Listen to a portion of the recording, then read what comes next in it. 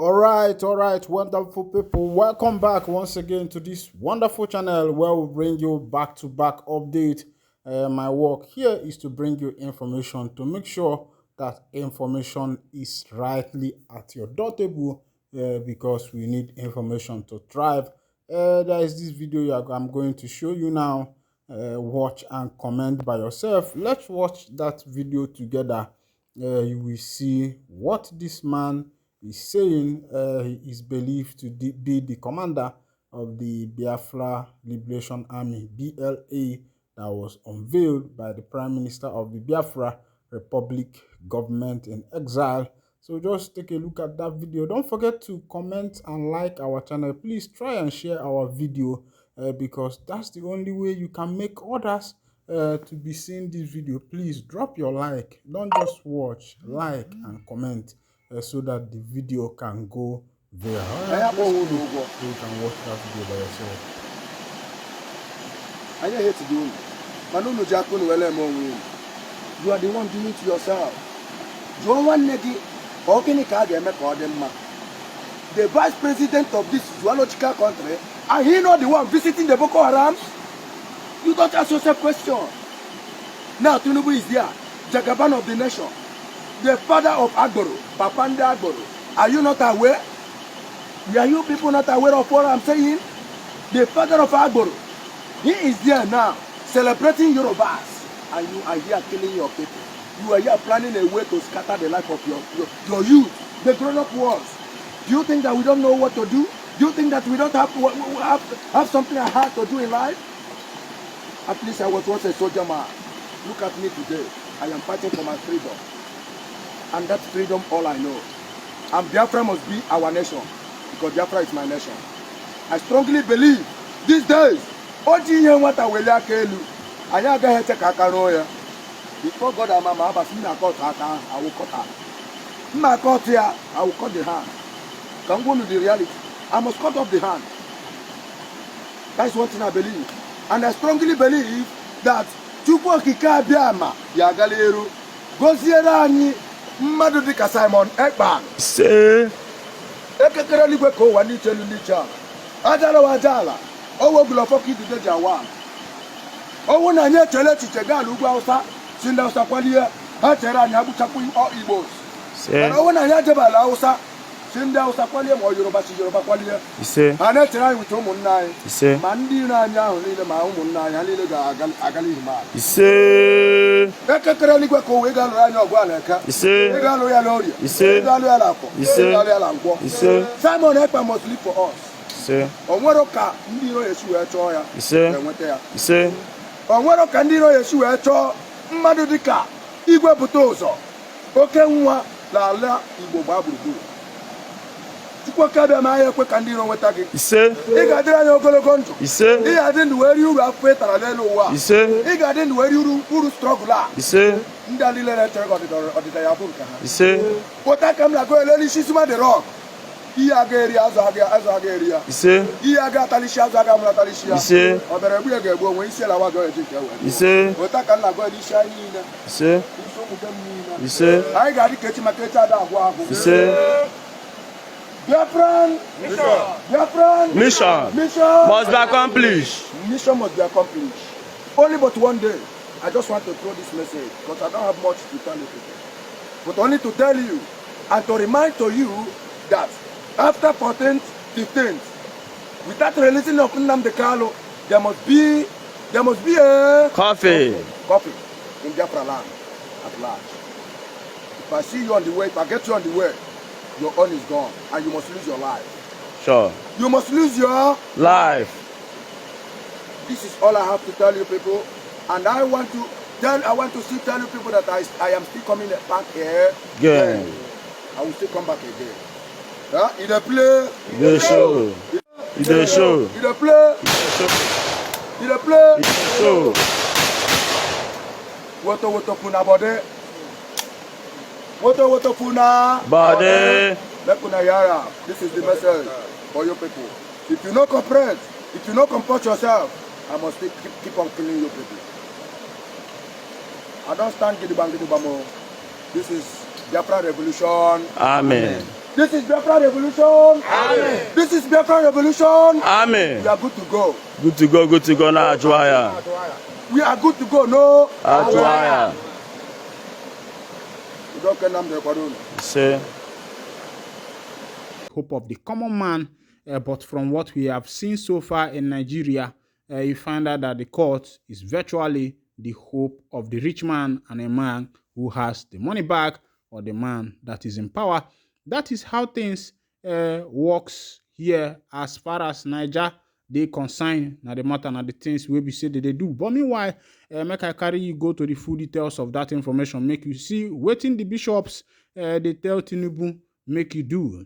The President Bola Tinubu has been called upon to release the leader of the indigenous people of Biafra, IPOB, Nnamdi Kanu, to ohanezendigbo to restore peace in the southeast.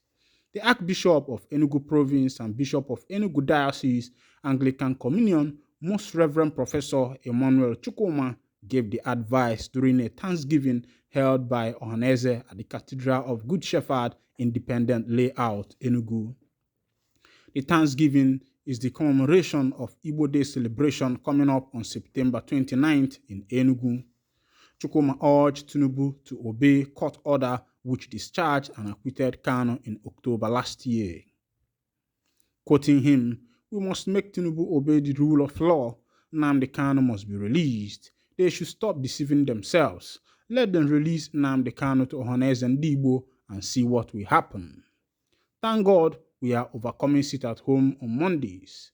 Ali Igbo must not be wasted. Let us revive the economy of the Southeast." The President General of Ohanezendigbo, Chief Emmanuel Iwanyanwu, during the Thanksgiving, commended the governors of the 5 Southeast states for their support to him since assumption of office.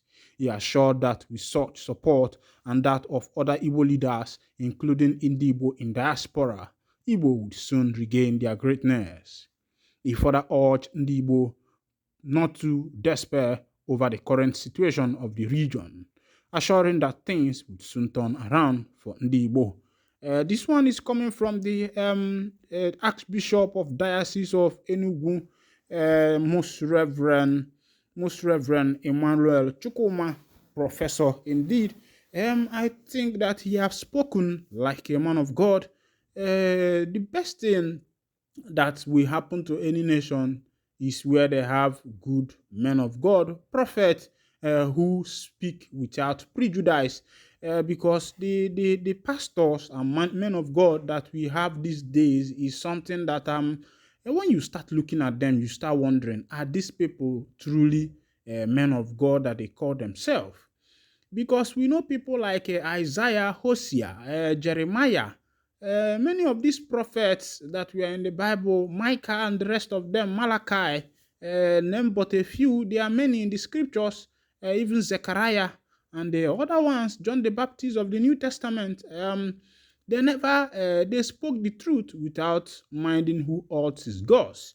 But looking at the prophets and the pastors that made themselves prophets and pastors these days, you find out that most of them don't like speaking the truth because they are afraid of death. They preach to people that heaven is the last destination.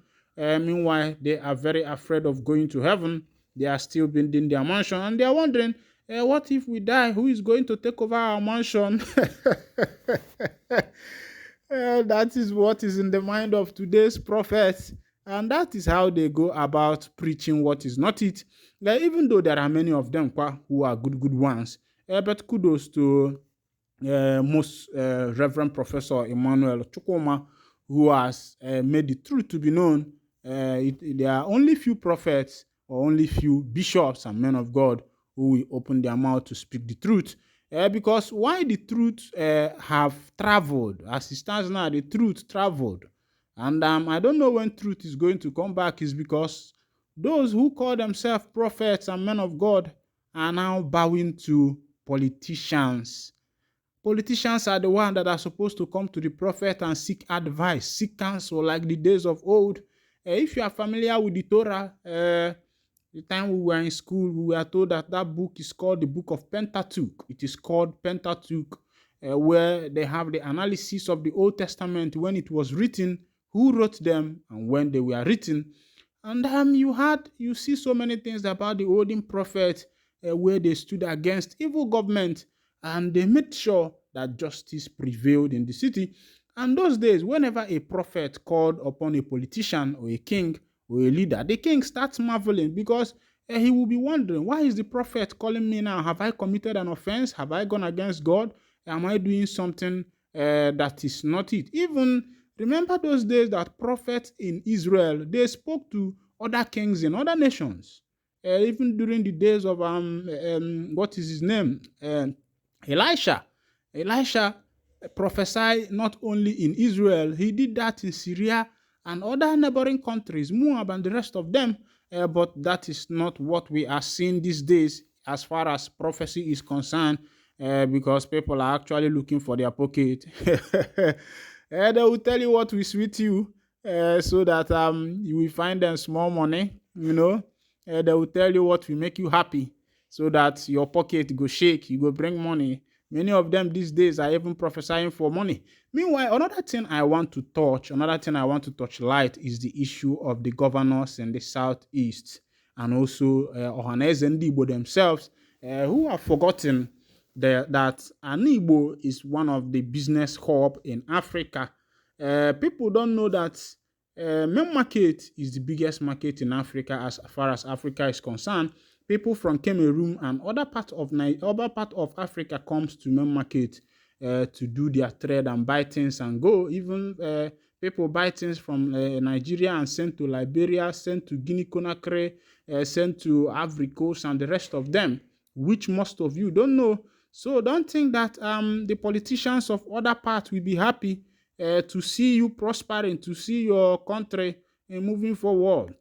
And even if you know the history of business, the reason why some Igbo people moved their business to places like Lagos is because of the issue of transportation. Then,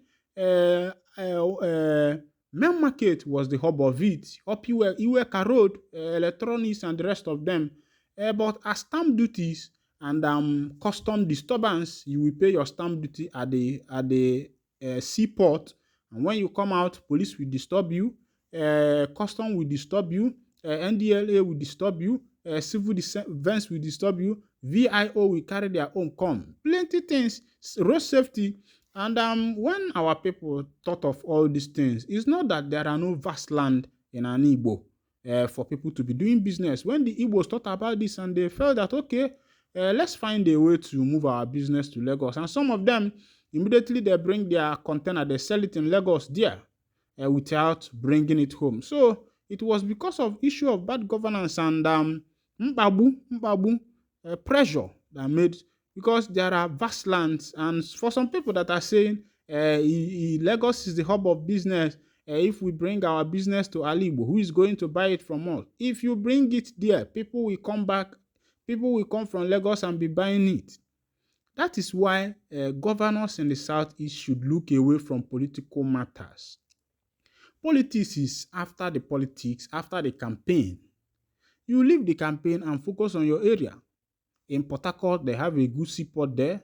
In Onitsha, they have a good river that when you widen rivers like River Niger, River Benue, that is in Benue State, you find that you can be doing your mini importation there. Your cargo ship, mini cargo ships can be landing there. Once they get to Lagos, you offload them and ship them straight from the water and get it to, what is it called, Onitsha, and distribute your goods. But many people have forgotten some of these things, and the governors and the rest of them are obeying their tax masters, the Fulanis. Meanwhile, I'll be winding down the curtain here, and if this is your first time of joining us on this wonderful channel, kindly go ahead and subscribe, like, comment, share, and also remember to on your notification button so that whenever our news enter, you'll be the first to collect it. Thank you for listening. God bless you.